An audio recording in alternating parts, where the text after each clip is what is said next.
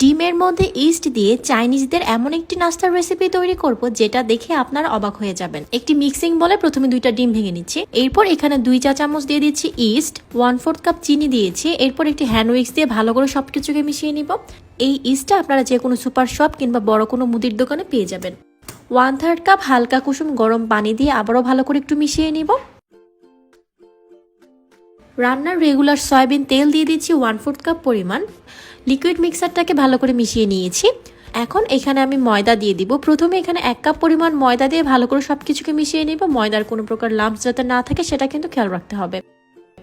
রেসিপিটা আপনারা কে কোথা থেকে দেখছেন কমেন্ট করে কিন্তু আমাকে অবশ্যই জানাবেন। 1 কাপ ময়দা যখন ভালো করে মিশানো হয়ে যাবে, এরপর আমি আরও 1 কাপ ময়দা এখানে দিয়ে দিব।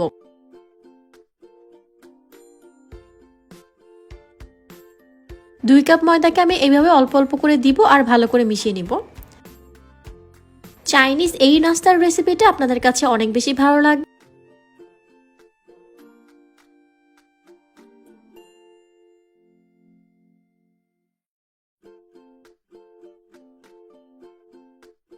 হ্যান্ড উইক্স দিয়ে ভালো করে মিশিয়ে নেওয়ার পর এইভাবে আমি হাত দিয়ে মাখিয়ে নিচ্ছি। আর ডোটা কিন্তু ঠিক এইরকম নরম অবস্থায় থাকবে। এখন এটাকে আমি 1 ঘন্টার জন্য রেস্ট করতে রেখে দিব। 1 ঘন্টা পর দেখতেই পাচ্ছেন এটা কিন্তু অলমোস্ট ফুলে ডাবল হয়ে গিয়েছে। এখন হাত দিয়ে চারপাশ থেকে একটু আলতো করে তুলে নিব।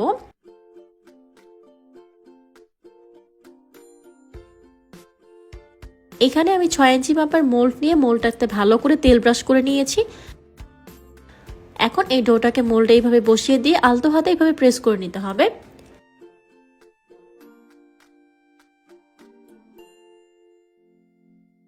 এরপর আমি এখানে কিছু বাদাম, কিশমিশ আর টুটি ফুটি নিয়েছি। ডোটা যখন লিকুইড ফর্মে ছিল তখন আপনারা চাইলে এগুলোকে অ্যাড করতে পারেন। কিশমিশ বাদামগুলো ভেতরে থাকলে কিন্তু আরো বেশি ভালো লাগবে। আমি এর উপর থেকে এভাবে সেট করে দিচ্ছি।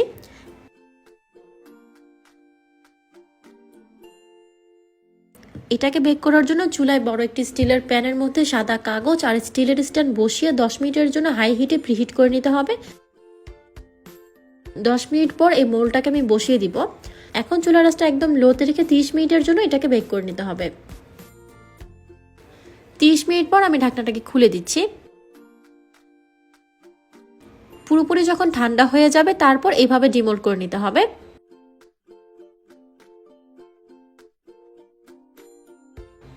দেখতেই পাচ্ছেন এটা কতটা সফট আর ফ্লাফি হয়েছে।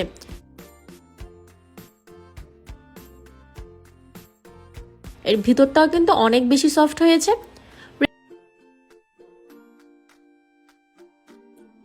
রেসিপিটা আপনাদের কাছে কেমন লেগেছে কমেন্ট করে কিন্তু আমাকে অবশ্যই জানাবেন। এমন সব মজার আর নতুন রেসিপি পেতে আমাদের ফেসবুক পেজটা ফলো করে রাখতে পারেন। আজ এ পর্যন্তই। সবাই অনেক বেশি ভালো থাকবেন। আল্লাহ হাফেজ।